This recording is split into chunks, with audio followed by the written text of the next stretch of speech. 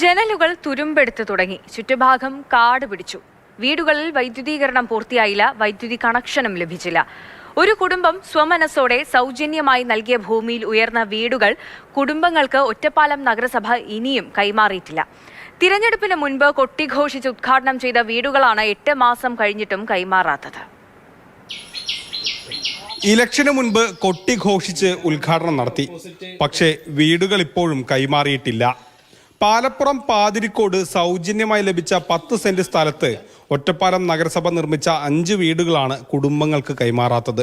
ഭൂരഹിത, ഭവനരഹിത, പട്ടികജാതി വിഭാഗത്തിൽപ്പെട്ട കുടുംബങ്ങൾക്കായിരുന്നു വീട്. കഴിഞ്ഞ ഒക്ടോബർ മാസത്തിലാണ് വീടുകളുടെ താക്കോൽ കൈമാറ്റം നടന്നത്. എന്നാൽ അത് കഴിഞ്ഞ് 8 മാസമായി. ആ താക്കോൽ ഉപയോഗിച്ച് വീട്ടുകാർക്ക് അതിനകത്ത് കയറി താമസിക്കാൻ കഴിഞ്ഞിട്ടില്ല. അന്ന് വീടുകളുടെ നിർമ്മാണം പൂർത്തിയായിരുന്നു.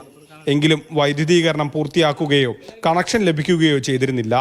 കുടിവെള്ള കണക്ഷൻ തന്നെ അടുത്തിടെയാണ് ലഭിച്ചത്. വീടുകളുടെ ഉൾഭാഗം മുഴുവൻ പൊടി നിറഞ്ഞു. ചുറ്റുഭാഗം കാട് കയറി. വീടിന്റെ ജനലുകൾ തുരുമ്പെടുത്തു തുടങ്ങിയിരിക്കുന്നു. അടുത്തടുത്തായാണ് 5 വീടുകളും നിർമ്മിച്ചിട്ടുള്ളത്. പാലപ്പുറം പാതിരിക്കോട് സ്വദേശികളായ ഭാസ്കർ, മീര ദമ്പതികളാണ് 10 സെന്റ് സ്ഥലം വീട് നിർമ്മിക്കുന്നതിന് സൗജന്യമായി നൽകിയത്. ഒറ്റപ്പാലം നഗരസഭയുടെ മനസ്സോടിത്തിരി മണ്ണ് എന്ന പദ്ധതി പ്രകാരമായിരുന്നു ഇത്. നഗരസഭാ പരിധിയിലെ 5 കുടുംബങ്ങൾക്കാണ് വീടും സ്ഥലവും അനുവദിച്ചത്. വീടില്ലാത്ത കുടുംബങ്ങൾ വാടകയ്ക്കും ബന്ധുവീടുകളിലുമായാണ് താമസിക്കുന്നത്. വീടുകളുടെ വൈദ്യുതീകരണത്തിനു വേണ്ടിയുള്ള പദ്ധതി ജില്ലാ പഞ്ചായത്തിൽ സമർപ്പിച്ചിട്ടുണ്ടെന്നും TS കിട്ടിയാൽ ഉടൻ തന്നെ ടെൻഡർ നടപടികളിലേക്ക് കടക്കുമെന്ന് ഒറ്റപ്പാലം നഗരസഭാ അധികൃതർ അറിയിച്ചു. മാതൃഭൂമി ന്യൂസ്, പാലക്കാട്.